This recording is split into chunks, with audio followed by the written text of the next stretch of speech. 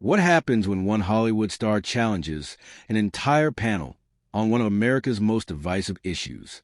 The conversation starts calmly, but within minutes, the studio audience is completely silent. Before we jump in, make sure to subscribe to Fame After Hours and like and comment for more talk show discussions, celebrity debates, and unforgettable TV moments. The host smiles toward the audience before turning to the guests seated around the table. Today's discussion is about inequality in America. It's a topic that affects millions of people, and everyone seems to have a different explanation for why the gap between rich and poor continues to grow. The audience applauds politely. One of the hosts begins first. I think many Americans feel like the system simply isn't working for ordinary families anymore. Wages haven't kept up with costs. Housing is becoming unaffordable, and many people feel they're working harder than ever just to stay in place. Another host nods. Exactly. When people say success comes only from hard work, that doesn't always reflect reality. Not everyone starts from the same place. The audience claps again. The camera turns toward Matthew McConaughey, who listens carefully without interrupting. He leans forward slightly before responding. I agree that inequality is real. Nobody should pretend it doesn't exist. But I also think we have to be careful not to remove personal responsibility from the conversation. The room grows quieter. One host raises an eyebrow. What do you mean by that? Matthew answers calmly. I mean, two things can be true at once. We can acknowledge that some people face real disadvantages while also encouraging people to make the best decisions they can with the opportunities they have. A few audience members applaud, while others remain silent. Sonny Hostin joins the discussion. But isn't that easier to say when you've already made it? Many Americans don't have access to the same education, healthcare, or professional connections. Matthew nods respectfully. That's a fair point. I was fortunate in many ways. But I also know people from every background who've overcome incredible odds. And I know people who had every advantage and still couldn't find purpose. Sonny responds almost immediately. But individual stories don't erase larger patterns. Matthew smiles politely. They don't. And statistics don't erase individual choices either. The audience reacts with a mix of applause and murmurs. The moderator quickly steps in. I think this is exactly why this topic creates such passionate conversations. Another co-host turns toward Matthew. So, are you saying inequality isn't the main issue? He shakes his head. No, I'm saying we sometimes frame every problem as if there's only one cause. Real life is more complicated than that. Sonny leans forward. But when communities have faced generations of unequal opportunities, can we really expect everyone to achieve the same outcomes? Matthew pauses before answering. No, I don't expect identical outcomes. I simply believe hope disappears when we tell people they have no control over their future. Several audience members clap loudly. Sonny waits for the applause to fade. But isn't there a danger in focusing too much on personal responsibility? Doesn't that risk overlooking systemic barriers? Matthew responds in an even tone. There's a danger on both sides. If we ignore structural problems, we fail people. But if we convince people that effort doesn't matter because the system is unfair, we fail them too. The audience is now clearly divided. Some clap enthusiastically, while others remain seated with thoughtful expressions. The moderator looks around the table. I have a feeling this conversation is only getting started. The audience applauds as the discussion moves into an even more detailed exchange about economic mobility, education, and whether America's biggest challenge is fixing institutions, changing individual behavior, or both. The applause gradually settles, but the energy in the studio has noticeably shifted. The audience is listening more closely now, sensing that neither side is backing away from the discussion. The moderator smiles, trying to keep the conversation balanced. Let's dig a little deeper. If inequality is as serious as everyone agrees it is, what's the first thing America should actually change? Sonny speaks first. I think we have to begin by acknowledging that opportunity isn't distributed equally. Two children can work equally hard, but if one grows up with excellent schools, stable housing, and financial security while the other doesn't, their paths are going to look very different. Several audience members applaud. Matthew waits until the applause dies down before responding. I don't disagree with that. Environment matters. Family matters. Education matters. All of those things matter. Sonny nods. So we're actually agreeing. Matthew smiles. Only partly. The audience laughs softly. He continues. Where I think we separate is what message we give people after we recognize those inequalities. Sonny folds her hands. And what message should that be? Matthew answers without raising his voice. That they still have agency. That their decisions still matter. One of the co-hosts jumps in. But isn't that exactly what many politicians have been saying for decades? Personal responsibility? Matthew looks toward her. It depends on what they mean by it. Personal responsibility isn't an excuse to ignore problems. It's the belief that even inside an imperfect system, people can still influence their own lives. Sonny immediately responds. But not everyone has the same amount of influence. No, Matthew replies. That's true. Some people begin 10 steps behind others. I would never deny that. The audience grows quiet again. But I also don't want to tell that person starting 10 steps behind that the race is already over. Several people clap. Sonny looks thoughtful before responding. I don't think anyone is saying the race is over. Matthew nods politely. Maybe not directly. But sometimes our public conversations leave people believing success depends entirely on forces outside their control. The moderator notices audience members reacting on both sides. I think we're hearing two different concerns. One is making sure we don't ignore structural inequality. The other is making sure people don't lose hope. Another co-host joins in. What role does success play in this debate? Matthew, you become very successful. How do you avoid sounding disconnected from people who are struggling? Matthew doesn't answer immediately. I ask myself that question all the time. The audience becomes completely silent. I've met people who had far less than I did growing up, but carried unbelievable determination. I've also met wealthy people who were deeply unhappy and completely lost. Sonny nods. But happiness and economic inequality aren't exactly the same issue. They're not, Matthew agrees, but they intersect more than we think. Sonny leans in. Explain. Matthew continues calmly. If our definition of success becomes entirely financial, then everyone who isn't wealthy automatically feels like they failed. A few audience members clap. Sonny responds. But financial security isn't about luxury for most families. It's about paying rent, buying groceries, and taking care of children. Matthew answers immediately. And that's exactly why we need solutions that actually help people build stable lives instead of simply arguing about who's to blame. The audience applauds louder than before. One co-host smiles. So what does that solution look like? Matthew shrugs slightly. I don't think there's one magic answer. Better education, stronger local communities, responsible businesses, smart public policy, families supporting each other, individuals making good decisions whenever they can. Sonny responds. That sounds good in theory. Matthew laughs lightly. Most good ideas do. The audience laughs with him. Sonny smiles briefly before returning to her point. But theories don't always survive reality. Matthew nods. True, which is why we should judge ideas by results instead of political labels. The audience reacts with another mixture of applause and quiet murmurs. The moderator glances toward the audience. I think everyone here can agree this conversation is more complicated than a simple yes or no answer. Sonny looks back toward Matthew. I still think we have a fundamental disagreement. Matthew smiles. I think we probably do. The audience laughs again. Sonny continues.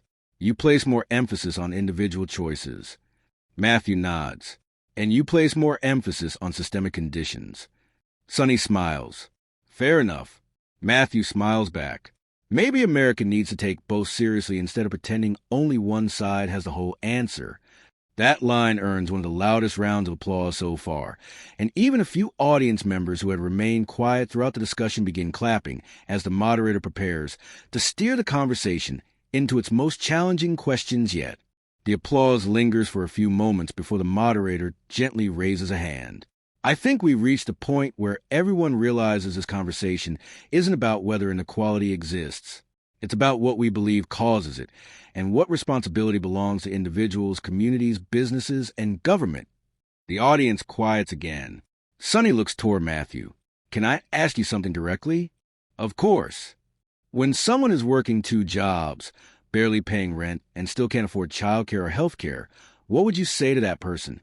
Matthew pauses for a second before answering. I wouldn't start by giving advice. I'd start by listening. The audience applauds softly. He continues. I think too often we rush to tell struggling people what they should do without first understanding what they're carrying. Sonny nods. I appreciate that. Matthew smiles. But after listening, I'd still tell them something important. What's that? I'd tell them not to surrender hope. The room falls silent. I've met people who were convinced their situation would never change. Some eventually found opportunities they never expected. Others created opportunities themselves. Neither path was easy, but both started with believing change was possible. Sonny responds carefully. Hope matters. I don't think anyone would argue against that. She pauses. But hope alone doesn't pay bills. Matthew nods immediately. Absolutely not. So then what? It takes action from everyone. Sonny raises an eyebrow. Everyone. Government has responsibilities. Businesses have responsibilities. Communities have responsibilities. Families have responsibilities. Individuals have responsibilities. The moderator smiles. So you're saying responsibility isn't either or. It's both. A wave of applause spreads across the audience. One of the co-hosts joins in. Sometimes these conversations become political almost instantly. Matthew laughs quietly. Everything becomes political eventually. The audience laughs with him. But poverty isn't interested in politics, he continues. Families trying to keep the lights on aren't thinking about winning debates. They're thinking about making it through next week. That earns another round of applause.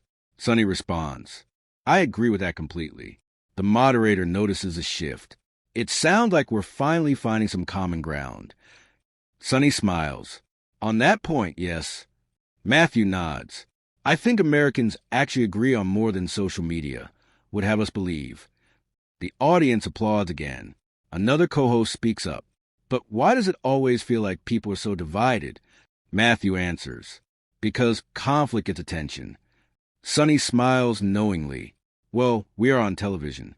The entire audience laughs. Matthew laughs too. And conversations often get reduced to simple slogans.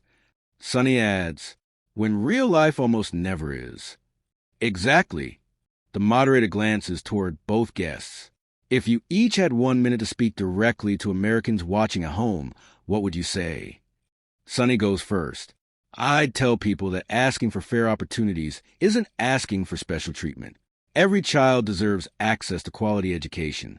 Every worker deserves dignity. Every family deserves the chance to build a stable future. We shouldn't stop working toward that. The audience applauds warmly. The moderator turns. Matthew, he takes a slow breath. I'd tell people something my father used to remind me. The audience leans in. Life isn't always fair. The room stays quiet. But unfair doesn't mean impossible. A few audience members begin clapping. We should absolutely work to improve the systems around us. We should fight corruption, reward honest work, invest in education, and help communities grow stronger. He pauses. But while we're working toward those goals, don't convince yourself your future is already written. Don't give away your ability to choose your next step. The applause grows louder. Sonny waits until it settles. I think where we differ isn't about compassion. Matthew nods. I don't think so either. It's about where we believe change begins. Matthew smiles. And maybe the truth is, it begins in more than one place. The moderator looks across the table.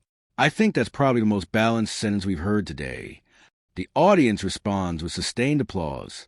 As the discussion begins winding towards conclusion, the moderator smiles at both guests.